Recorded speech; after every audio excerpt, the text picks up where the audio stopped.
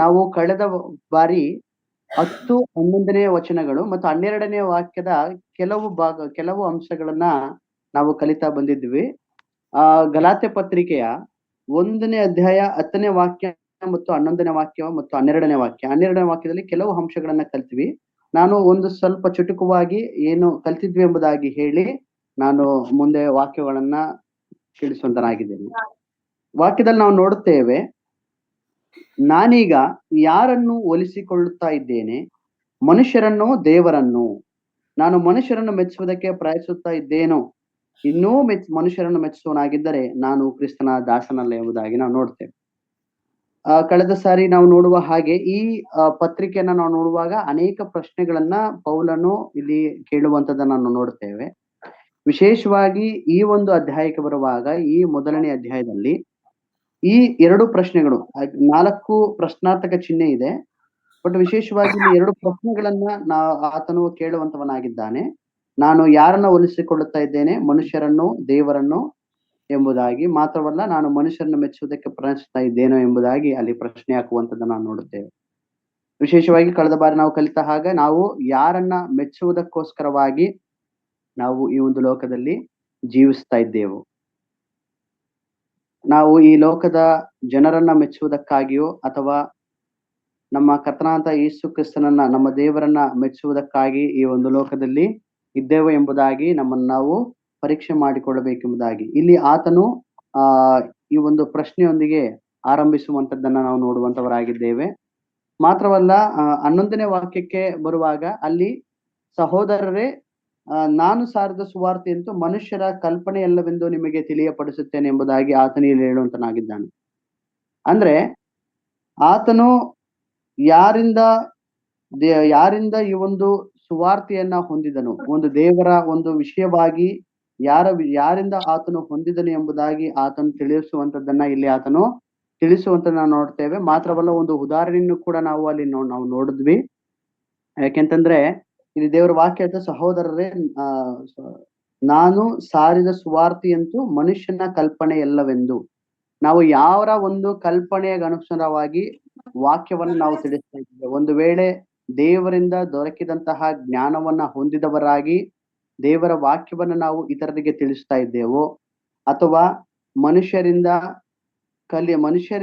ಪಡೆದಂತಹ ಜ್ಞಾನವನ್ನ ಉಪಯೋಗಿಸಿ, ಮನುಷ್ಯನ ಜ್ಞಾನದಿಂದ ತನ್ನ ಬುದ್ಧಿಗನುಸಾರವಾದಂತಹ ರೀತಿಯಲ್ಲಿ ನಾವು ವಾಕ್ಯವನ್ನ ತಿಳಿಸ್ತಾ ಇದ್ದೇವೋ ಎಂಬುದಾಗಿ ನಾವು ಕಳೆದ ಸಾರಿ ಕಲಿತಾ ಬಂದ್ವಿ. ಅದಕ್ಕೆ ಒಂದು ಉದಾಹರಣೆಯನ್ನು ಕೂಡ ನಾವು ನೋಡಿದ್ವಿ, ಒಂದು ಪಕ್ಷಿ, ಸ್ವಾನ್ ಎಂಬುದಾಗಿ. ಸೊ ಆ ಒಂದು ಪಕ್ಷಿ ಹೇಗೆ ಒಂದು ಹಾಲು ಮತ್ತು ನೀರನ್ನ ಬೇರ್ಪಡಿಸುವಂತ ರೀತಿಯಲ್ಲಿ ಇರುತ್ತದೋ, ಆ ಪ್ರಕಾರವಾಗಿ ನಾವು ಈ ಒಂದು ಲೋಕದ ಜ್ಞಾನವನ್ನ ಲೋಕದ ಒಂದು ಜ್ಞಾನವನ್ನ ನಾವು ನಮ್ಮ ಒಂದು ಆತ್ಮಿಕ ಜೀವಿತಕ್ಕೆ ನಾವು ಅಳವಡಿಸಿಕೊಳ್ಳಬಾರದು. ಅಂದ್ರೆ ಅದನ್ನ ನಾವು ತೆಗೆದಿಟ್ಟು ಆತ್ಮಿಕವಾದಂತಹ ಆ ಒಂದು ಜ್ಞಾನವನ್ನ, ಅಂದ್ರೆ ದೇವರ ವಾಕ್ಯವೆಂಬ ಹಾಲನ್ನ ನಾವು ಆ ಒಂದು ಜ್ಞಾನವನ್ನ ಪಡೆದವರಾಗಿ ದೇವರ ವಾಕ್ಯವನ್ನ ನಾವು ಇತರರಿಗೆ ತಿಳಿಸುವಂತವರಾಗಿರಬೇಕೆಂಬುದಾಗಿ ನಾವು ನೋಡಿದ್ವಿ. ಮಾತ್ರವಲ್ಲ, ಈ ಒಂದು 12ನೇ ವಾಕ್ಯಕ್ಕೆ ಬರುವಾಗ ಇಲ್ಲಿ ಮತ್ತೆ ಪೌಲನು ಹೇಳುವಂತದ್ದು, ನಾನು ಅದನ್ನು ಮನುಷ್ಯನಿಂದ ಹೊಂದಲಿಲ್ಲ, ನನಗೂ ಯಾರು ಉಪದೇಶಿಸಲಿಲ್ಲ, ಯೇಸು ಕ್ರಿಸ್ತನೇ ಅದನ್ನು ನನಗೆ ಪ್ರಕಟಿಸಿದನು ಎಂಬುದಾಗಿ ನಾವು ನೋಡುತ್ತೇವೆ. ಇಲ್ಲಿ ನಾವು 2 ಕಾರ್ಯಗಳನ್ನ ಅಥವಾ 2 ಅಂಶಗಳನ್ನ ನಾವು ಇಲ್ಲಿ ಗಮನಿಸ್ತೇವೆ. ಒಂದು, ನಾನು ಮನುಷ್ಯನಿಂದ ಹೊಂದಲಿಲ್ಲ ಎಂಬುದಾಗಿ. ಮಾತ್ರವಲ್ಲ, ಯಾರು ಉಪದೇಶಿಸಲಿಲ್ಲ ಎಂಬುದಾಗಿ ನಾವು ನೋಡುತ್ತೇವೆ. ಅಂದ್ರೆ ಮನುಷ್ಯನಿಂದ ಹೊಂದಲಿಲ್ಲ ಅಥವಾ ಯಾರಿಂದಲೂ ಕೂಡ ಆತನು ಉಪದೇಶವನ್ನ ಕೇಳಲಿಲ್ಲ ಎಂಬುದಾಗಿ ನೋಡುವಾಗ, ಹಾಗಿದ್ರೆ ಯಾರು ಈತನಿಗೆ ಉಪದೇಶ ಮಾಡಿದರು ಎಂಬುದನ್ನ ನಾವು ಅಪೊಸ್ತಲರ ಕೃತ್ಯ 9ನೇ ಅಧ್ಯಾಯ 5ನೇ ವಾಕ್ಯದಲ್ಲಿ ನಾವು ನೋಡಿದ್ವಿ. ಅಲ್ಲಿ ಸೌಲನಾಗಿದ್ದಂತಹ ಈ ಪೌಲನು ದೇವರೊಂದಿಗೆ ಮಾತನಾಡತಕ್ಕಂತಹ ಒಂದು ಸಂದರ್ಭವನ್ನ ನಾವು ನೋಡ್ತೇವೆ. ಹಾಗೆ ಅಪೊಸ್ತಲರ ಕೃತ್ಯ 26ನೇ ಅಧ್ಯಾಯ 14 ಮತ್ತು 14ರಿಂದ 18ನೇ ವಾಕ್ಯಗಳಲ್ಲೂ ಕೂಡ ನಾವು ನೋಡುವಾಗ ಅಲ್ಲಿ ಯೇಸು ಕ್ರಿಸ್ತನ ದರ್ಶನವನ್ನು ಆತನು ಪಡೆದವನಾಗಿ ಮಾತನಾಡುವಂತದ್ದನ್ನ ನಾವು ನೋಡ್ತೇವೆ. ಯಾಕೆಂದ್ರೆ ಅಪೊಸ್ತಲರ ಕೃತ್ಯಗಳು 9ನೇ ಅಧ್ಯಾಯ 17ನೇ ವಾಕ್ಯದಲ್ಲಿ ನಾವು ನೋಡುವಾಗ ಅಲ್ಲಿ ಅನನೀಯನು ಆತನ ಮೇಲೆ ತಲೆ ಮೇಲೆ ಪ್ರಾರ್ಥನೆ ಮಾಡಿ ಹೋದನೆಂಬುದಾಗಿ ನಾವು ನೋಡ್ತೇವೆ. ಅಲ್ಲಿ ಆತನು ಪ್ರಾರ್ಥನೆ ಮಾಡಿದ ಒಂದು ಕಾರಣದಿಂದ ಆತನು ಈ ದೇವರ ಒಂದು ಜ್ಞಾನವನ್ನ ಆತನು ಪಡೆದುಕೊಂಡನ ಅಥವಾ ದೇವರ ಒಂದು ಉಪದೇಶವನ್ನ ಹೊಂದಿದನ ಎಂಬುದಾಗಿ ನೋಡುವಾಗ ಖಂಡಿತವಾಗಲಿಯೂ ಇಲ್ಲ. ಯಾಕೆಂದ್ರೆ ಅವನಲ್ಲಿ ಜವಾಬ್ದಾರಿ ಅಲ್ಲಿ ಮುಗೀತು. ಅನನೀಯನ ಒಂದು ಜವಾಬ್ದಾರಿ ಅಲ್ಲಿ ಮುಗೀತು. ಇಲ್ಲಿ ಅನನೀಯನು ಏನು ಹೇಳಿಕೊಡಲಿಲ್ಲ. ಈ ದರ್ಶನ ಎಲ್ಲಿಂದ ಬಂದದ್ದು ಆತ ಪೌಲನಿಗೆ ಎಂಬುದಾಗಿ ನೋಡುವಾಗ ಕರ್ತನಾದ ಯೇಸು ಕ್ರಿಸ್ತನ ಮುಖಾಂತರವಾಗಿಯೇ ಬಂತು ಎಂಬುದಾಗಿ ನಾವು ಅಪೊಸ್ತಲರ ಕೃತ್ಯ 22ನೇ ಅಧ್ಯಾಯದ 17ರಿಂದ 21ನೇ ವಚನ ತನಕ ಆ ಒಂದು ಅಂಶವನ್ನ ನಾವು ನೋಡುವಂತವರಾಗಿದ್ದೇವೆ. ಅವನು ಹೇಳುವಂತದ್ದು, ನಾನು ಯಾರ ಮುಖಾಂತರವಾಗಿ ನಾನು ಕಳಿಸಲ್ಪಟ್ಟೆನು ಮತ್ತು ಯೇಸು ಕ್ರಿಸ್ತನ ಮುಖಾಂತರವಾಗಿ ಮತ್ತು ತಂದೆಯಾದ ದೇವರಿಂದಲೇ ನಾನು ಕಳಿಸಲ್ಪಟ್ಟನು ಎಂಬುದಾಗಿ ಸ್ಪಷ್ಟವಾಗಿ ಪೌಲನು ಇಲ್ಲಿ ಹೇಳುವಂತದ್ದನ್ನ ನಾವು ನೋಡುತ್ತೇವೆ. ನಾವು ಇಲ್ಲಿ ಆತನು ಹೇಳುವಂತದ್ದು ಏನಂತಂದ್ರೆ, ನನಗೆ ಕಲಿಸಿಕೊಟ್ಟಂತಹ ಅಥವಾ ಉಪದೇಶ ಮಾಡಿದ್ದು ಯಾರಂದ್ರೆ ಸ್ವತಃ ಯೇಸು ಕ್ರಿಸ್ತನೇ ಎಂಬುದಾಗಿ. ಮನುಷ್ಯರಲ್ಲ, ನಾನು ಇತರರಿಗೆ ತಿಳಿಸುವುದಕ್ಕೋಸ್ಕರ, ಅಂದ್ರೆ ದೇವರು ತಿಳಿಸಿದಂತಹ ಆ ಒಂದು ಸಂಗತಿಗಳನ್ನ ಇತರರಿಗೆ ತಿಳಿಸುವುದಕ್ಕೋಸ್ಕರ ದೇವರೇ ಸ್ವತಃ ಪೌಲನನ್ನ ಅಲ್ಲಿ ಆರಿಸಿಕೊಂಡನು, ಆತನೇ ಅವನಿಗೆ ತಿಳಿಸಿದನು ಎಂಬುದಾಗಿ ನಾವು ನೋಡುವಂತವರು ಆಗಿದ್ದೇವೆ. ಯಾಕೆಂದ್ರೆ ದೇವರ ವಾಕ್ಯದಲ್ಲಿ ನಾವು ನೋಡ್ತೇವೆ, ಯಾರು ಬೇಕಾದ್ರೂ ಬೋಧನೆ ಮಾಡಬಹುದು, ಆದ್ರೆ ಆಧ್ಯಾತ್ಮಿಕವಾಗಿ ಮಾಡುವುದಕ್ಕೆ ಅದು ದೇವರು ಕೊಡ್ತಕ್ಕಂತ ಒಂದು ಜ್ಞಾನದಿಂದಲೇ ಹೊರತು ಮನುಷ್ಯರ ಒಂದು ಜ್ಞಾನದಿಂದಲ್ಲ ಎಂಬುದಾಗಿ ಆ ಒಂದು ವಚನ ಭಾಗದಲ್ಲಿ ನಾವು ನೋಡ್ತೇವೆ.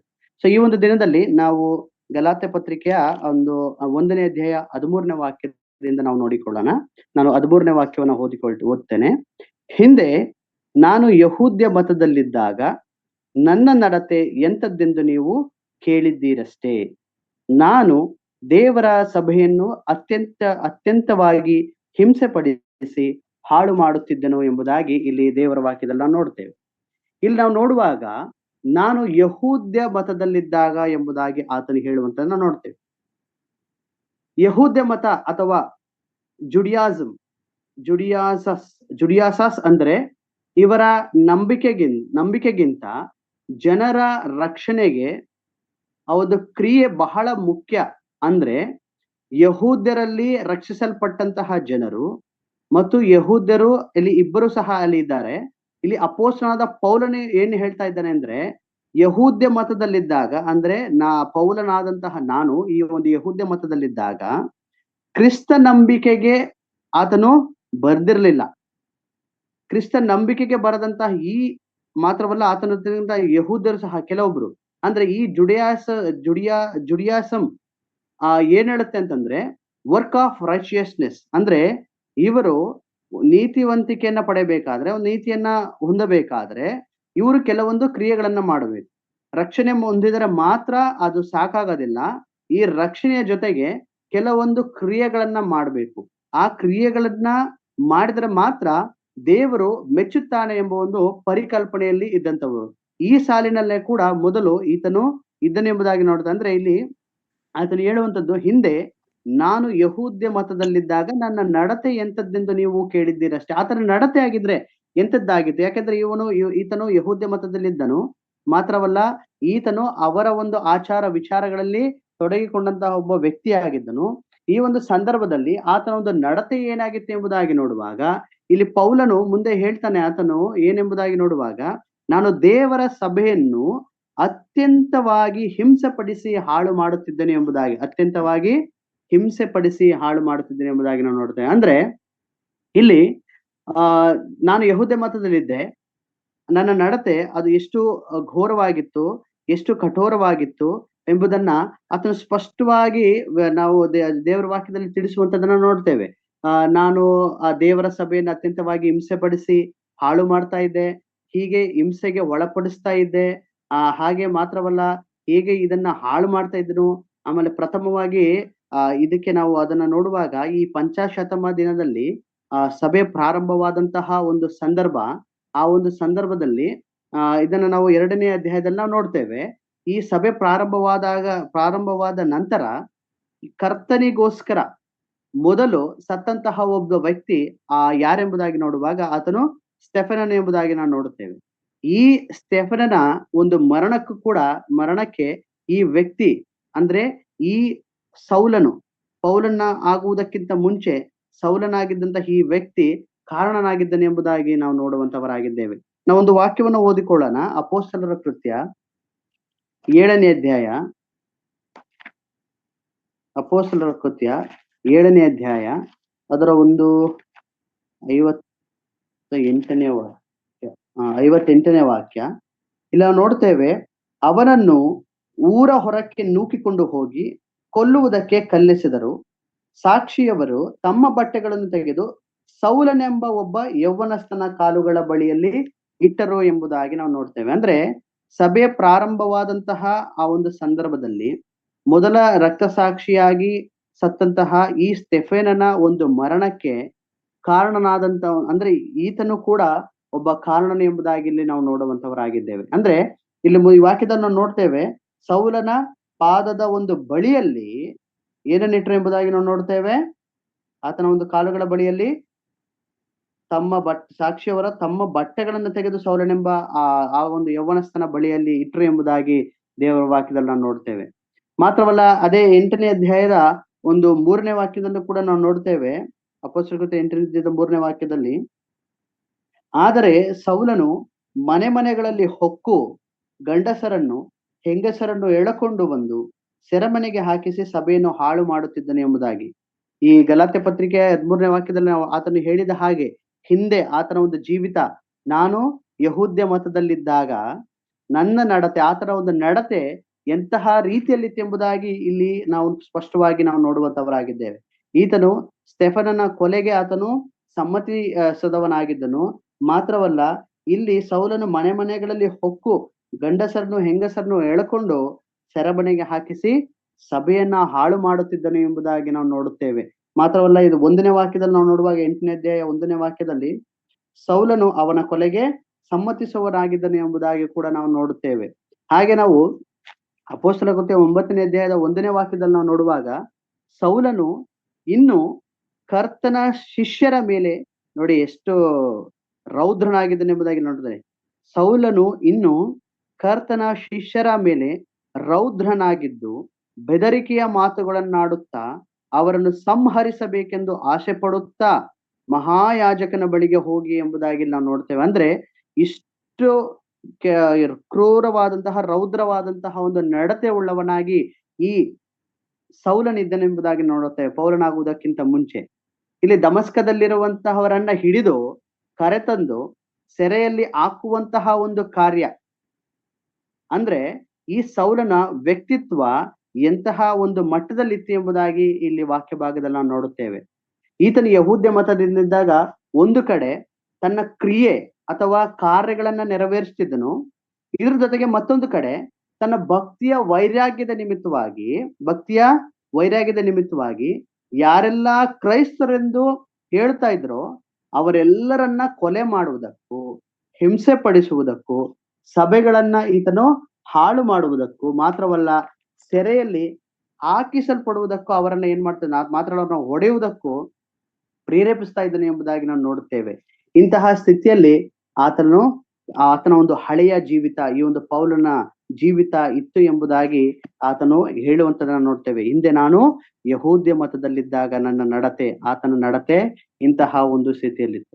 ಈ ಒಂದು ವಾಕ್ಯದಿಂದ, ಈ ಒಂದು 13ನೇ ವಾಕ್ಯದಿಂದ ನಾವು ಏನನ್ನ ಕಲಿಯಬಹುದು ಅಂದ್ರೆ, ದೇವರು ಯಾರನ್ನ ಬೇಕಾದ್ರೂ ಕೂಡ ಉಪಯೋಗಿಸಬಹುದು. ಯಾಕೆಂತಂದ್ರೆ ಇಂತಹ ಸ್ಥಿತಿಯಲ್ಲಿದ್ದಂತಹ, ಇಂತಹ ನಡತೆಯಲ್ಲಿದ್ದಂತಹ ಈ ಪೌಲನನ್ನಾಗಿ ದೇವರು ಮಾರ್ಪಡಿಸಿ ತನ್ನ ಸೇವೆಗೋಸ್ಕರವಾಗಿ ಆತನನ್ನ ನೇಮಿಸಿದನು ಎಂಬುದಾಗಿ ನೋಡುತ್ತೇವೆ. ಇಂತಹ ಪೌಲನು ಅಂತ ಶ್ರೇಷ್ಠವಾದಂತಹ 13 ಪತ್ರಿಕೆಗಳನ್ನು ಕೂಡ ಬರೆದಿದ್ದಾನೆ ಎಂಬುದಾಗಿ ನಮಗೆ ಸ್ಪಷ್ಟವಾಗಿ ಗೊತ್ತುಂಟು. ಇಲ್ಲಿ ನಾವು ಒಂದನ್ನ ಅರ್ಥ ಮಾಡಿಕೊಳ್ಬೇಕು, ದೇವರು ಯಾರನ್ನ ಬೇಕಾದರೂ ಯಾವಾಗ ಬೇಕಾದರೂ ಎಲ್ಲಿ ಬೇಕಾದರೂ ಉಪಯೋಗಿಸಬಹುದು. ನಾವು ನೆನೆಸಲಾಗದಂತಹ ರೀತಿಯಲ್ಲಿ, ನಾವು ಊಹಿಸಲಾಗದಂತಹ ವ್ಯಕ್ತಿಗಳನ್ನ ಸಹ ದೇವರು ಉಪಯೋಗಿಸಬಹುದು ಎಂಬುದನ್ನು ನಾವು ಅರ್ಥ ಮಾಡಿಕೊಳ್ಬೇಕು. ಒಂದು ಕ್ಷಣ ನಮ್ಮನ್ನ ನಾವು ವಿಚಾರಿಸಿಕೊಳ್ಳೋದಾದ್ರೆ, ಅಥವಾ ನಮ್ಮನ್ನ ನಾವು ಆಲೋಚಿಸಿಕೊಳ್ಳುವುದಾದ್ರೆ, ಒಂದು ಸಭೆ, ನಮಗೊಂದು ಸಭೆ ಇದೆ. ಆ ಒಂದು ಸಭೆಯನ್ನ ಮುನ್ನಡೆಸಿಕೊಂಡು ಹೋಗಬೇಕಾದ್ರೆ, ಅಥವಾ ಆ ಒಂದು ಸಭೆಯನ್ನ ಪರಿಪಾಲಿಸುವುದಕ್ಕಾಗಿ ಒಬ್ಬ ಸಹೋದರನನ್ನ ನಾವು ನೇಮಿಸಬೇಕಾದ್ರೆ ಎಷ್ಟು ಆಲೋಚನೆ ಮಾಡ್ತೇವೆ? ಒಬ್ರು ಹಿರಿಯರಾಗಿ ಅಥವಾ ಒಬ್ಬ ಸಭಾ ಸೇವಕರಾಗಿ ಅನೇಕ ಆಲೋಚನೆಗಳನ್ನ ಮಾಡುವುದುಂಟು. ಸಹೋದರನು ಒಂದು ವೇಳೆ ಆತನು ನಂಬಿಕೆಯಲ್ಲಿದ್ದಾನ, ಕ್ರಿಸ್ತ ನಂಬಿಕೆಯಲ್ಲಿ ದೃಢವಾಗಿದ್ದಾನ, ಮಾತ್ರವಲ್ಲ ಆತನು ದೇವ ಜನರನ್ನ ಪ್ರೀತಿ ಮಾಡುವಂತಹ ಒಂದು ಅಂಗಿನಲ್ಲಿದ್ದಾನ, ಮಾತ್ರವಲ್ಲ ಕ್ರಿಸ್ತನ ಪ್ರೀತಿಯನ್ನ ಅನೇಕರಿಗೆ ತೋರಿಸುವಂತಹ ರೀತಿಯಲ್ಲಿದ್ದಾರಾ ಎಂಬುದಾಗಿ ಒಬ್ಬ ವ್ಯಕ್ತಿಯನ್ನ ಒಂದು ಸಭಾ ಸೇವಕರಾಗಿ ಸಭಾ ಸೇವಕರಾಗಿ ಕೂಡ ನೇಮಿಸಬೇಕೆಂಬುದಾಗಿ ಆಲೋಚನೆ ಮಾಡಿದ್ರು ಕೂಡ ಈ ಎಲ್ಲಾ ಗುಣಗಳನ್ನ ಈ ಒಂದು ಲೋಕದಲ್ಲಿ ಸಭೆಯಲ್ಲಿ ನೋಡುವಂತವರು ಆಗಿದ್ದೇವೆ.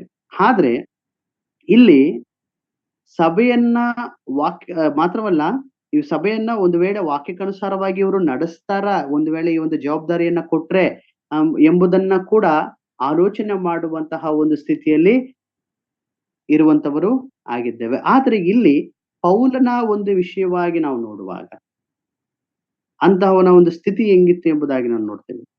ಒಂದು ವೇಳೆ ನಾವು ಇಂತಹ ಗುಣಮಟ್ಟದಲ್ಲಿರ್ತಂದ್ರೆ ಸಭಾ ದೇವ ಜನರನ್ನ ಸಭೆಯನ್ನ ಪರಿಪಾಲಿಸುವಂತಹ ವ್ಯಕ್ತಿಯನ್ನ ಅಂತಹ ವ್ಯಕ್ತಿಯನ್ನ ಗುರುತು ಇಡುತ್ತೇವೆ ಹೊರತು ಸಭೆಯನ್ನ ಹಿಂಸೆ ಪಡಿಸುವಂತಹ ಅಥವಾ ದೇವ ಜನರಿಗೆ ನಿಂದಿಸುವಂತಹ ಅಥವಾ ಗುಣಗುಟ್ಟುವಂತಹ ವ್ಯಕ್ತಿಗಳನ್ನ ನಾವು ಆಯ್ಕೆ ಮಾಡಿಕೊಳ್ಳೋದಕ್ಕೆ ಸಾಧ್ಯವಿಲ್ಲ.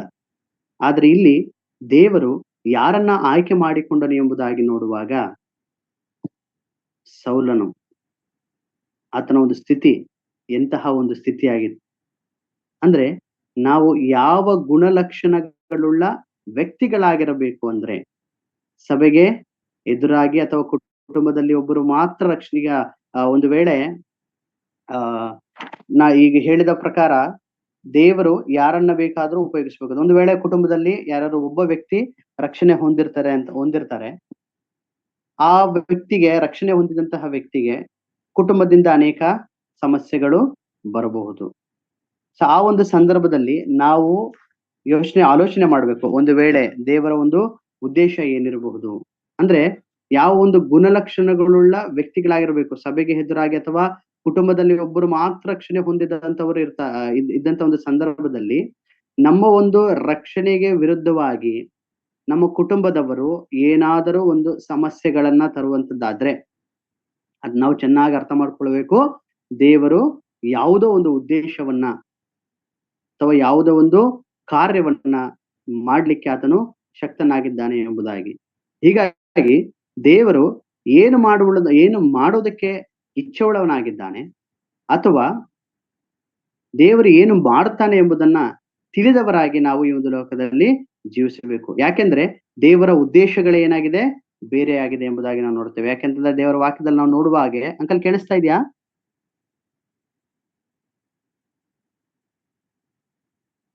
ಅಂಕಲ್? ಚೆನ್ನಾಗಿ ಕೇಳಿಸ್ತಾ ಇದೆ, ಮಾತಾಡಿ. ಸ್ಟ್ರಕ್ ಆಗಿದೆ ನಂದು, ಅದಕ್ಕೆ ಕೇಳಿಸ್ತಾ ಇದೆ, ಹೇಳಿ ಬ್ರದರ್, ಮಾತಾಡಿ. ಸರಿ ಇದೆ ಮಾತಾಡಿ. ಮತ್ತು ಆಲೋಚನೆಗಳಲ್ಲ ಎಂಬುದಾಗಿ. ಯಾಕೆಂತಂದ್ರೆ ದೇವರ ಉದ್ದೇಶಗಳು, ದೇವರ ಆಲೋಚನೆಗಳು ಆಕಾಶಕ್ಕೆ ಎಷ್ಟು ಉನ್ನತವಾಗಿಯೋ ಅಷ್ಟು ಉನ್ನತವಾಗಿದೆ ಎಂಬುದಾಗಿ ನಾವು ನೋಡ್ತೇವೆ. ಹಾಗಾಗಿ ನಮ್ಮ ಉದ್ದೇಶಗಳು ಯಾವಾಗಲೂ ನೆರವೇರುವಂತದ್ದಲ್ಲ, ನಮ್ಮ ಒಂದು ಆಲೋಚನೆಗಳು ಯಾವಾಗಲೂ ನೆರವೇರುವಂತದ್ದಲ್ಲ. ಹಾಗಾಗಿ ಒಂದು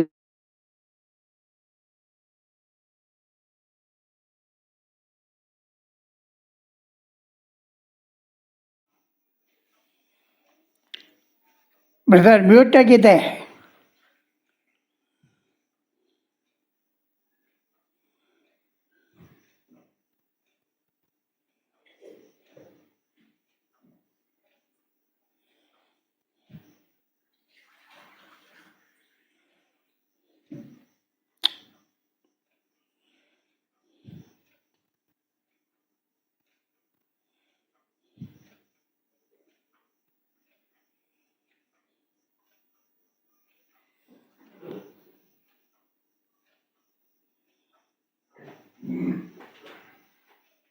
ನವೀನ್ ಬ್ರದರ್,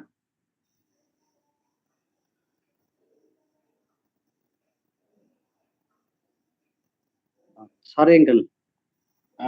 ಓಕೆ ಕಂಟಿನ್ಯೂ ಮಾಡಿ. ನೆಟ್ ಫ್ಲಕ್ಚುಯೇಟ್ ಆಗ್ತಾ ಇದೆ ಅಂಕಲ್. ಹೇಗೋ ನಾವು ಹಾಗಾಗಿ ನಾವು ಒಂದು ಅರ್ಥ ಮಾಡಿಕೊಳ್ಬೇಕು, ದೇವರು ಏನು ಮಾಡುವುದಕ್ಕೆ ಇಚ್ಛೆಯುಳ್ಳವನಾಗಿದ್ದಾನೆ, ಮಾತ್ರವಲ್ಲ ಏನು ಮಾಡುತ್ತಾನೆ ಎಂಬುದನ್ನು ತಿಳಿದವರಾಗಿ ಒಂದು ಲೋಕದಲ್ಲಿ ಜೀವಿಸಬೇಕು. ಯಾಕಂದ್ರೆ ದೇವರ ಉದ್ದೇಶಗಳೇ ಬೇರೆಯಾಗಿದೆ ಎಂಬುದಾಗಿ ನಾವು ನೋಡುತ್ತೇವೆ. ಯಾಕೆಂದ್ರೆ ನಮ್ಮ ಒಂದು ಉದ್ದೇಶಗಳು ಅಥವಾ ನಮ್ಮ ಒಂದು ಆಲೋಚನೆಗಳು ಯಾವಾಗಲೂ ಫೇಲ್ಯೂರೇ. ಆದ್ರೆ ದೇವರ ಉದ್ದೇಶಗಳು, ದೇವರ ಆಲೋಚನೆಗಳು ಯಾವಾಗಲೂ ಅದು ನಡೆಯುವಂತವದ್ದಾಗಿದೆ ಎಂಬುದಾಗಿ ದೇವರ ವಾಕ್ಯದಲ್ಲಿ ನಾವು ನೋಡುತ್ತೇವೆ. ಹಾಗಾಗಿ ನಮ್ಗೆ ರಕ್ಷಣೆ, ಒಬ್ಬ ವ್ಯಕ್ತಿ ಒಂದು ಕುಟುಂಬದಲ್ಲಿ ರಕ್ಷಣೆ ಹೊಂದಿದ್ರೆ ಆ ವ್ಯಕ್ತಿಗೆ ಕುಟುಂಬದಿಂದ ಅಥವಾ ಯಾವುದಾದ್ರು ತೊಂದರೆಗಳು ಆದ್ರೆ ದೇವರ ಯಾವುದೋ ಒಂದು ಉದ್ದೇಶವನ್ನ ಇಟ್ಟಿದ್ದಾನೆ. ಮಾತ್ರವಲ್ಲ ಆತರ ಮಾತಾಡ್ತಕ್ಕಂತಹ ವ್ಯಕ್ತಿಗಳ ಮುಖಾಂತರವಾಗಿ ಕೂಡ ದೇವರು ಯಾವುದಾದ್ರೂ ಒಂದು ಕಾರ್ಯವನ್ನ ಸಾಧಿಸುವುದಕ್ಕೆ ಶಕ್ತನಾಗಿದ್ದಾನೆ ಎಂಬುದನ್ನು ನಾವು ತಿಳಿದುಕೊಳ್ಳಬೇಕು. ನಾವು ಹಾಗೆ ಮುಂದೆ ವಾಕ್ಯ ನಾವು ಓದಿಕೊಳ್ಳೋಣ. 14ನೇ ವಚನ. ಇದಲ್ಲದೆ ಗಲಾತ್ಯದವರಿಗೆ ಬರೆದ ಪತ್ರಿಕೆ 1ನೇ ಅಧ್ಯಾಯ 14ನೇ ವಾಕ್ಯ. ಇದಲ್ಲದೆ ನಾನು ನನ್ನ ಪಿತೃಗಳಿಂದ ಬಂದ ಸಂಪ್ರದಾಯಗಳಲ್ಲಿ ಬಹು ಅಭಿಮಾನವುಳ್ಳವನಾಗಿ ನನ್ನ ಜನರೊಳಗೆ ಸಮಪ್ರಾಯದವರಾದ ಅನೇಕರಿಗಿಂತ ಯಹೂದ್ಯ ಮತಾಚಾರದಲ್ಲಿ ಆಸಕ್ತನಾಗಿದ್ದೇನೆ ಎಂಬುದಾಗಿ ನಾನು ನೋಡ್ತೇನೆ. ನೋಡ್ರಿ, ಆತನು ತನ್ನ ಕುರಿತಾಗಿ ಹೇಳ್ಕೊಳ್ತಾ ಇದ್ದೀನಿ. ಮೊದಲಾಗಿ ಅದು ಒಂದು 13ನೇ ವಾಕ್ಯದಲ್ಲಿ ಆತನು ಹೇಳಿದನು, ನಾನು ಯಹೂದ್ಯ ಮತದಲ್ಲಿದ್ದಾಗ ನನ್ನ ನಡತೆ, ಆತನ ಒಂದು ನಡತೆ ಎಷ್ಟು ಘೋರವಾಗಿತ್ತು. ಹಿಂಸೆ ಪಡಿಸ್ತಾ ಇದ್ನು, ದೇವ ಜನರನ್ನ ಇಟ್ಕೊಂಡು ಸೆರೆಲಾಕ್ಸ್ತಾ ಇದ್ನು, ಮಾತ್ರವಲ್ಲ ಕೊಲೆ ಮಾಡೋದಕ್ಕೆ ಆಶೆ ಉಳ್ಳವನಾಗಿದ್ದಾನೆ ಎಂಬುದಾಗಿ ದೇವರ ವಾಕ್ಯದಲ್ಲಿ ನಾವು ನೋಡುತ್ತೇವೆ. ಇಂತಹ ಸ್ಥಿತಿಯಲ್ಲಿದ್ದಂತಹ ಈ ವ್ಯಕ್ತಿ ಎಷ್ಟು ದೇವರು ಎಷ್ಟು ಮಟ್ಟಿಗೆ ಆತನನ್ನ ಬದಲಾವಣೆ ಮಾಡಿದನು ಎಂಬುದಾಗಿ ಕೂಡ ವಾಕ್ಯದಲ್ಲಿ ಮುಂದೆ ನಾವು ನೋಡ್ತೇವೆ.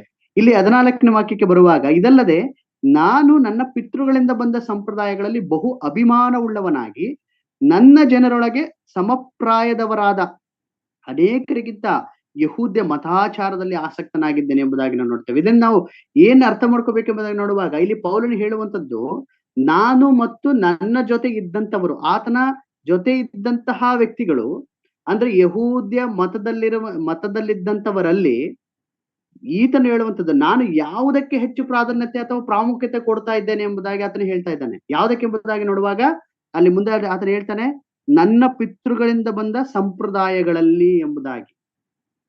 ನಾವು ಕೂಡ ಇದೇ ರೀತಿಯಾಗಿ ಒಂದು ಕಾಲದಲ್ಲಿ ನಮ್ಮ ಹಿರಿಯರು ಏನೆಲ್ಲಾ ಹೇಳ್ಕೊಟ್ಟಿದ್ದಾರೋ ಅದನ್ನೇ ಪರಿಪಾಲಿಸ್ತಾ ಬಂದಂತವರಾಗಿದೆ.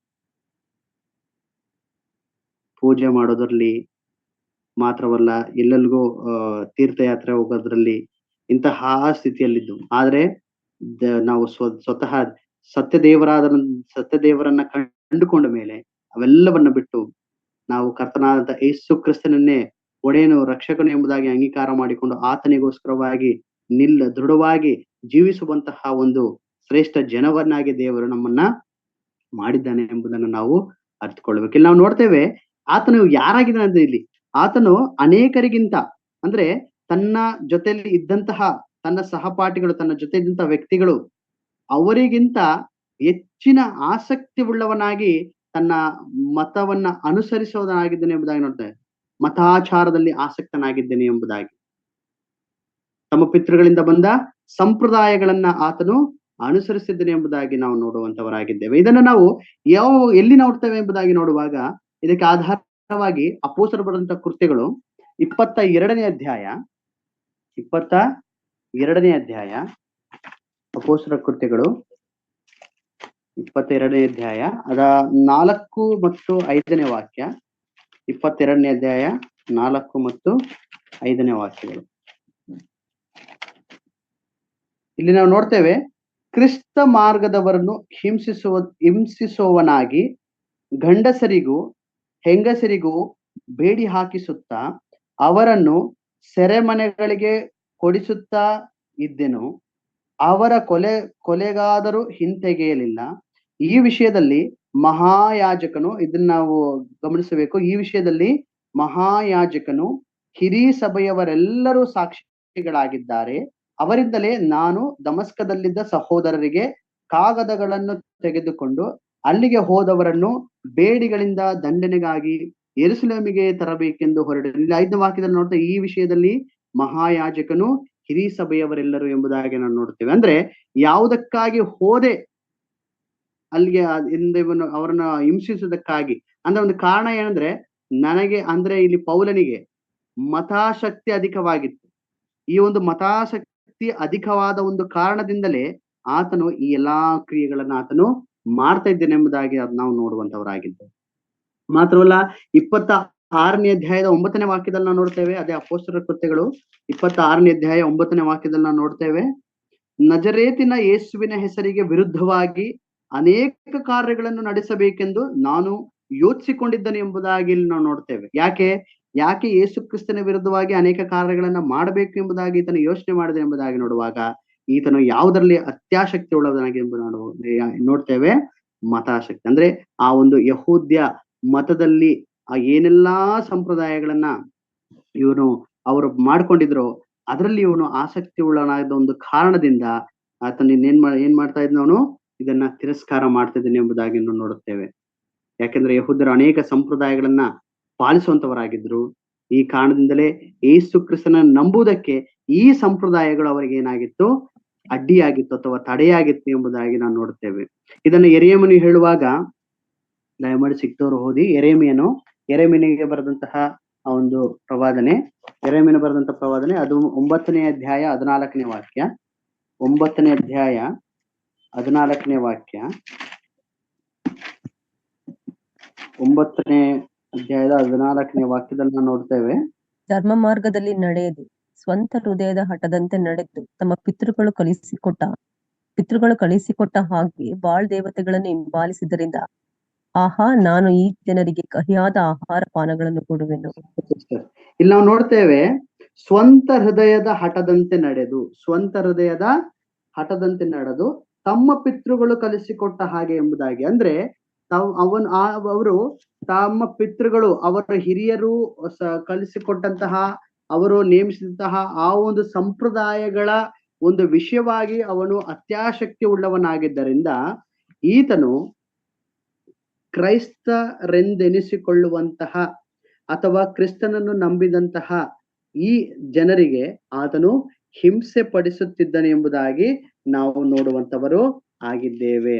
ಯಾಕೆಂತಂದ್ರೆ ಈ ಸಂಪ್ರದಾಯಗಳನ್ನು ಇಸ್ರಾಯೇಲರನ್ನು ಒಂದು ಕಟ್ಟುಪಾಟಿನಲ್ಲಿ ಇರಿಸುವಂತದ್ದನ್ನ ನಾವು ನೋಡ್ತೇವೆ. ಅವರೊಂದು ಕಟ್ಟುಪಾಟು, ಏನ್ ಕಟ್ಟುಪಾಟು ಎಂಬುದಾಗಿ ನೋಡುವಾಗ, ನಾವು ತೋರಾ ಎಂದು ಹೇಳಲ್ಪಡುವಂತಹ ಕೆಲವೊಂದು ವಿಧಿ ನಿಯಮಗಳನ್ನ ಅವ್ರಿಗೆ ಕೊಡಲ್ಪಟ್ಟಿತ್ತು. ತೋರಾ ಎಂದು ಹೇಳಲ್ಪಡುವಂತ ಕೆಲವೊಂದು ವಿಧಿ ನಿಯಮಗಳು. ತದನಂತರ ಇವರು ಸುಮಾರು ಒಂದು 613 ಆಜ್ಞೆಗಳನ್ನ ಇವರು ಉಂಟು ಮಾಡಿದ್ರು. ಇದರ ಹೆಸರು ಅಲಾಖಾ, HALAKAH, ಅಲಾಖಾ. ಇದೇನಂದ್ರೆ ಬಹಳ ಕಷ್ಟವಾದಂತಹ ಕಾರ್ಯ.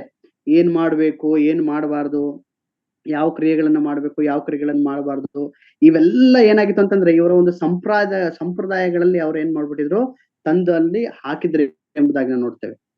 ಇದನ್ನ ಇವ್ರಿಗೆ ಏನ್ ಮಾಡಿದ್ರು ಅಂದ್ರೆ ಯಾವುದಕ್ಕೆ ಸಮಾನ ಮಾಡಿದ್ರು ಅಂದ್ರೆ, ಇವರ ಒಂದು ಆಚಾರ ವಿಚಾರಗಳು, ಇವರ ಒಂದು ಕಾರ್ಯವೈಖರಿಗಳು, ಇವರ ಒಂದು ಸಂಪ್ರದಾಯಗಳನ್ನ ಇವರು ಯಾರಿಗೆ ಸಮಾನ ಮಾಡಿದ್ರು ಎಂಬುದಾಗಿ ನೋಡುವಾಗ, ದೇವರಿಗೆ ಅವರು ಏನ್ ಮಾಡಿದ್ರು, ದೇವರ ಒಂದು ನೀತಿಗೂ, ದೇವರ ಒಂದು ಕಟ್ಟಳೆಗಳಿಗೂ, ದೇವರ ಒಂದು ಆಜ್ಞೆಗಳಿಗೂ ಇವರ ಸಂಪ್ರದಾಯಗಳನ್ನ ಏನ್ ಮಾಡ್ಬಿಟ್ರು, ತಂದುಬಿಟ್ರು ಎಂಬುದಾಗಿ ನಾವು ನೋಡ್ತೇವೆ.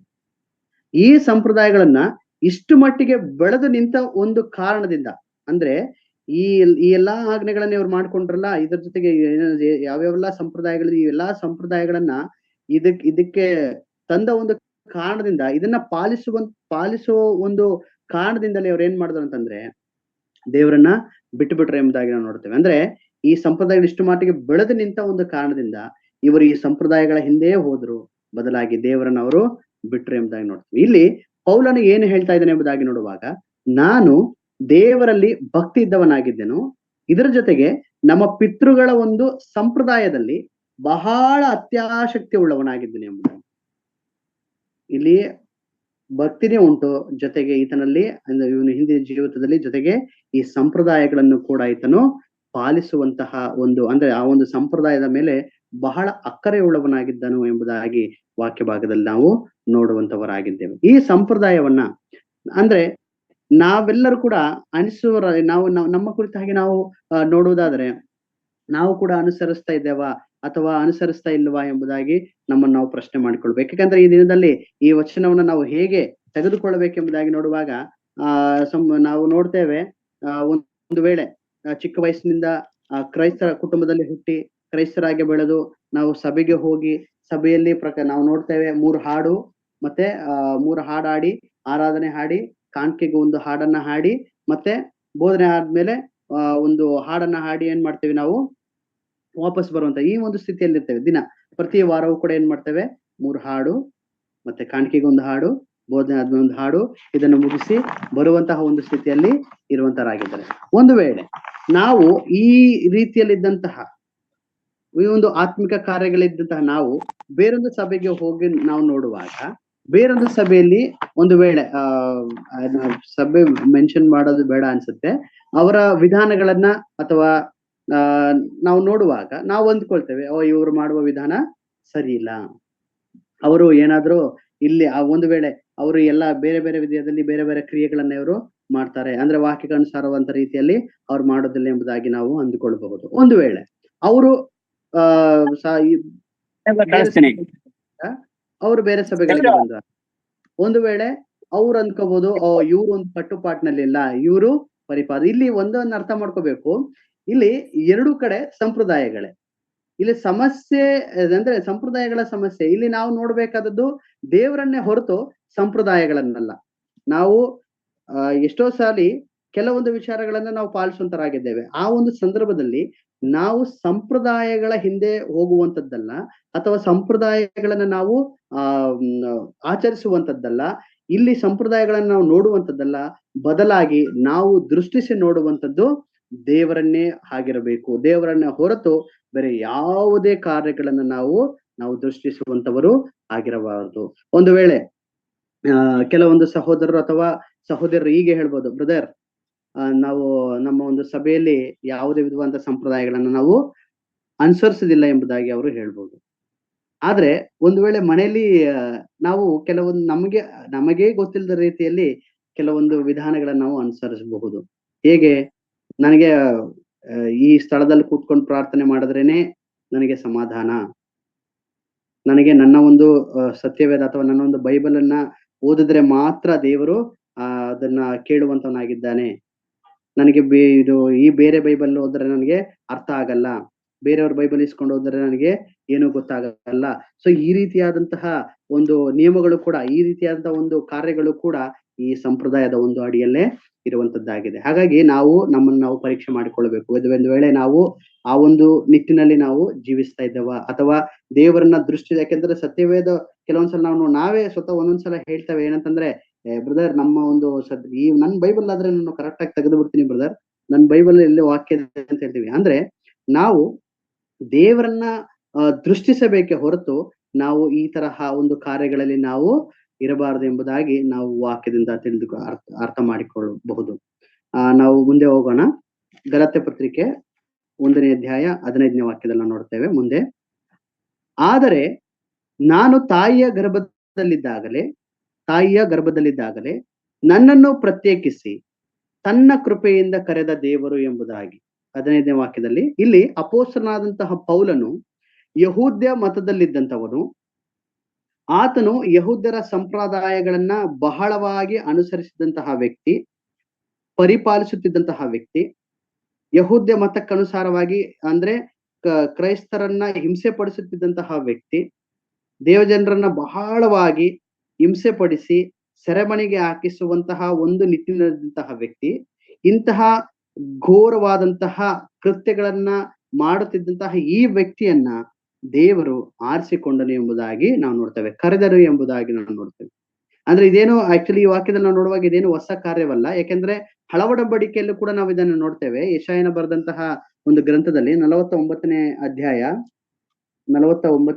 ಯೆಶಾಯನ ಬರೆದಂತಹ ಪ್ರವಾದನೆ 49ನೇ ಅಧ್ಯಾಯ ಅದರ 1ನೇ ವಚನವನ್ನ ನಾವು ನೋಡುವಾಗ 1 ಮತ್ತು 5ನೇ ವಾಕ್ಯ. 1ನೇ ವಚನದಲ್ಲಿ ನಾವು ನೋಡ್ತೇವೆ 49:1 ದ್ವೀಪ ನಿವಾಸಿಗಳೇ ನನ್ನ ಕಡೆಗೆ ಕಿವಿಗೊಡಿರಿ, ದೂರದ ಜನಾಂಗಗಳೇ ಆಲಿಸಿರಿ. ನಾನು ಗರ್ಭದಲ್ಲಿದ್ದಾಗಲೇ ಯೆಹೋವನು ನನ್ನನ್ನು ಕರೆದನು, ತಾಯಿಯ ಉದರದಲ್ಲಿದ್ದಂದಿನಿಂದಲೂ ನನ್ನ ಹೆಸರನ್ನು ಹೇಳುತ್ತಿದ್ದಾನೆ. 5ನೇ ವಾಕ್ಯ ಸಿಸ್ಟರ್ ಹಂಗೆ. ಆಹಾ, ನಾನು ಯೆಹೋವನ ದೃಷ್ಟಿಯಲ್ಲಿ ಮಾನ್ಯನು, ನನ್ನ ದೇವರೇ ನನ್ನ ಬಲವು. ಯಾಕೋಬನು ನನ್ನನ್ನು ತನಗೆ ಸೇರಿಸಿಕೊಳ್ಳಬೇಕೆಂತಲೂ ಇಸ್ರೇಲು ತನ್ನ ಕಡೆಗೆ ಕೂಡಿ ಬರಬೇಕೆಂತಲೂ ಆತನು ಗರ್ಭದಲ್ಲಿಯೇ ನನ್ನನ್ನು ತನ್ನ ಸೇವಕನನ್ನಾಗಿ ರೂಪಿಸಿದ್ದಾನಲ್ಲವೇ. ಹಾಗೆ ಯೆರೆಮೀಯ 1:5 ಸಿಸ್ಟರ್, ಯೆರೆಮೀಯ 1:5, ಯೆರೆಮೀಯ 1:5.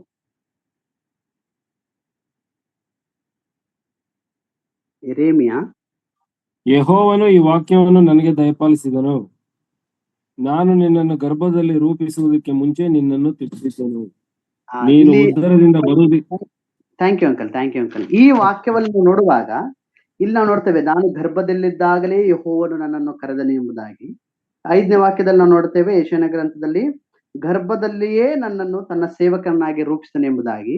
ಯೆರೆಮೀಯನ ಗ್ರಂಥಕ್ಕೆ ಬರುವಾಗ 1ನೇ ಅಧ್ಯಾಯದ 5ನೇ ವಾಕ್ಯದಲ್ಲಿ ಅಲ್ಲಿ ನಾವೇನ್ ನೋಡ್ತೇವೆ, ನಾನು ನಿನ್ನನ್ನು ಗರ್ಭದಲ್ಲಿ ರೂಪಿಸುವುದಕ್ಕೆ ಮುಂಚೆ ನಿನ್ನನ್ನು ತಿಳಿದಿದ್ದೇನೆ ಎಂಬುದಾಗಿ. ಅಂದ್ರೆ ಇದನ್ನ ನಾವು ಏನ್ ಅರ್ಥ ಮಾಡ್ಕೊಳ್ಬಹುದು ಅಂದ್ರೆ, ಒಂದು ಕಾರ್ಯ ನಡೆಯುವುದಕ್ಕಿಂತ ಮುಂಚೆಯೇ ದೇವರು ಮೊದಲೇ ಆರಿಸಿಕೊಳ್ಳುವಂಥದ್ದು ಒಂದು ಉದ್ದೇಶಕ್ಕೋಸ್ಕರ, ನಮ್ಮನ್ನು ಆರಿಸಿಕೊಳ್ಳುವಂಥದ್ದು ಒಂದು ಉದ್ದೇಶಕ್ಕೋಸ್ಕರ. ತಾಯಿಯ ಗರ್ಭದಲ್ಲಿದ್ದಾಗಲೇ ಒಬ್ಬ ವ್ಯಕ್ತಿಯನ್ನ ಆರಿಸಿಕೊಳ್ಳುವಂಥದ್ದು.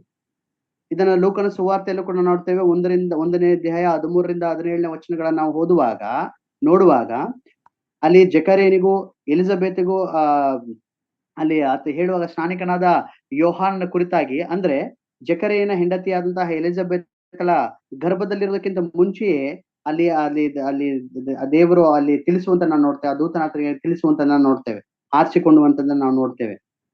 ಇಲ್ಲಿ ರೋಮಾಪುರ ಪತ್ರಿಕೆಯಲ್ಲಿ ನಾವು ನೋಡುವಾಗ 9ನೇ ಅಧ್ಯಾಯ 10ನೇ ವಾಕ್ಯದಿಂದ 23ನೇ ವಾಕ್ಯ ತನಕ ನಾವು ಓದುವಾಗ ಅಲ್ಲಿ ಕೂಡ ನಾವು ನೋಡ್ತೇವೆ, ಯಾಕೋಬನನ್ನ ಪ್ರೀತಿಸಿದನು ಮತ್ತು ಏಸಾವನನ್ನು ದ್ವೇಷಿಸಿದನು ಎಂಬುದಾಗಿ. ಇದು ಬೇಡ ನಮ್ಗೆ. ಬಟ್ ಇಲ್ಲಿ ನಾವು ನೋಡುವಾಗ ದೇವರು ಎಲ್ಲಿ ಅಂದ್ರೆ ಯಾವಾಗ ಯಾವ ಸಂದರ್ಭದಲ್ಲಿ ಯಾವ ವ್ಯಕ್ತಿಗಳನ್ನ ಆರಿಸಿಕೊಳ್ಳುತ್ತಾನೆ ಎಂಬುದನ್ನ ನಾವು ಸ್ಪಷ್ಟವಾಗಿ ದೇವರ ವಾಕ್ಯದಿಂದ ನಾವು ತಿಳಿದುಕೊಳ್ಳಬಹುದು. ಹೇಗೆ ದೇವರು ಆರಿಸಿಕೊಂಡನು, ಈತನನ್ನ ಹೇಗೆ ಆರಿಸಿಕೊಂಡು, ಯಾವ ಒಂದು ಸಂದರ್ಭದಲ್ಲಿ ಈತನನ್ನ ಆರಿಸಿಕೊಂಡನು ಎಂಬುದಾಗಿ ನೋಡುವಾಗ, ಈತನ ಒಂದು ಸ್ಥಿತಿ ಅಂತಹ ಮತ ಯಹೂದ್ಯರ ಒಂದು ಮತವನ್ನ ಸಂಪ್ರದಾಯಗಳನ್ನ ಅನುಸರಿಸುವಂತ ಒಂದು ಸಂದರ್ಭದಲ್ಲಿ ಮಾತ್ರವಲ್ಲ, ದೇವ ಜನರನ್ನ ಹಿಂಸೆ ಪಡಿಸುವಂತಹ ಒಂದು ಸಂದರ್ಭದಲ್ಲಿ ಈತನನ್ನ ಆರಿಸಿಕೊಂಡನು. ಯಾತಕ್ಕಾಗಿ ಆರಿಸಿಕೊಂಡನು ಎಂಬುದಾಗಿ ನೋಡುವಾಗ ಒಂದು ಉದ್ದೇಶಕ್ಕೋಸ್ಕರ.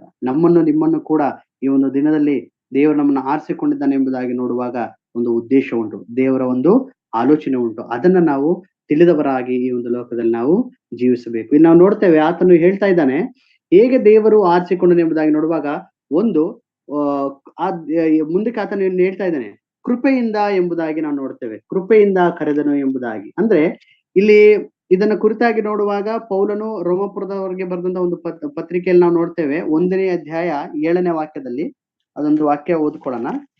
ಟೈಮ್ ಆಗ್ತಾ ಇದೆ. 1ನೇ ಅಧ್ಯಾಯ 7ನೇ ವಾಕ್ಯದಲ್ಲಿ ನಾವು ನೋಡ್ತೇವೆ. ಇಲ್ಲಿ ನಾವು ನೋಡ್ತೇವೆ 1ನೇ ಅಧ್ಯಾಯ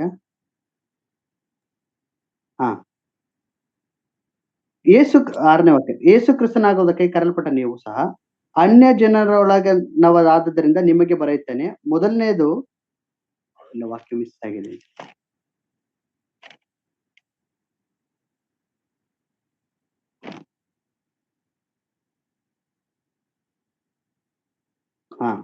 ಇದೇ ವಾಕ್ಯ, ಕ್ರಿಸ್ತನರಾಗುವುದಕ್ಕೆ ಕರೆಯಲ್ಪಟ್ಟ ನೀವು ಸಹ ಆ ಅನ್ಯ ಜನರೊಳಗೆ ನಾವಾದ್ದರಿಂದ. ಅಂದ್ರೆ ನಾವು ಕ್ರಿಸ್ತನ ಮುಖಾಂತರವಾಗಿ ನಾವು ಆತನ ನಮ್ಮನ್ನ ಮೊದಲೇ ಆರಿಸಿಕೊಂಡಿದ್ದಾನೆ. ಮಾತ್ರವಲ್ಲ, ನಾವು ಆತನ ಸುವಾರ್ತೆಯ ಮೂಲಕ ಕರೆಯಲ್ಪಟ್ಟಿದ್ದೇವೆ ಎಂಬುದಾಗಿ ಕೂಡ ದೇವರ ವಾಕ್ಯದಲ್ಲಿ ನೋಡ್ತೇವೆ. ಅಂದ್ರೆ ಕೃಪೆಯಿಂದಲೇ ರಕ್ಷಿಸಲ್ಪಟ್ಟಿದ್ದೇವೆ. ಈ ಒಂದು ಕೃಪೆಯ ಮುಖಾಂತರವಾಗಿ ಅಲ್ಲಿ ಪೌಲನು ಹೇಳುವಂಥದ್ದು, ನನ್ನನ್ನ ಕೃಪೆಯ ಮುಖಾಂತರವಾಗಿ ಕರೆದನು ಎಂಬುದಾಗಿ ಆತನು ಸ್ಪಷ್ಟವಾಗಿ ಹೇಳುವಂಥದ್ದನ್ನು ನೋಡ್ತೇವೆ. ಇನ್ನೊಂದ್ಸಲ ವಾಕ್ಯ ಓದ್ಕೊಳ್ಳೋಣ.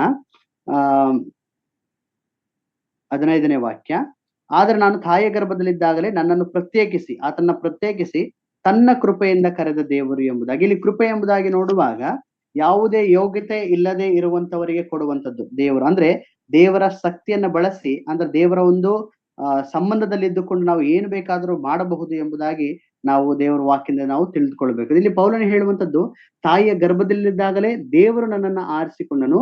ಇದರ ಜೊತೆಗೆ ಇವಾಗ ಆತನು ನಾನು ಈಗ ಮಾಡುವಂತಹ ಕಾರ್ಯಗಳಿಗೂ ಸಹ ದೇವರು ಏನ್ ಮಾಡಿದಾನೆ, ಕೃಪೆಯನ್ನ ಕೊಟ್ಟಿದ್ದಾನೆ ಎಂಬುದನ್ನ ಈ ವಾಕ್ಯದ ಮುಖಾಂತರವಾಗಿ ನಾವು ನೋಡ್ತೀವಿ. ಆತನ ಹೇಳುವಂಥದ್ದು, ಈ ದೇವರು ಆತನನ್ನ ಆರಿಸಿಕೊಂಡನು, ಜೊತೆಗೆ ಪೌಲನು ಮಾಡುವಂತಹ ಈ ಒಂದು ಸೇವಾ ಕಾರ್ಯದಲ್ಲಿ ಕೂಡ ದೇವರ ಕೃಪೆ ಆತನಿಗೆ ದೊರೆತದ್ದನ್ನ ನಾವು ನೋಡುವಂತರಾಗಿದ್ದೇವೆ.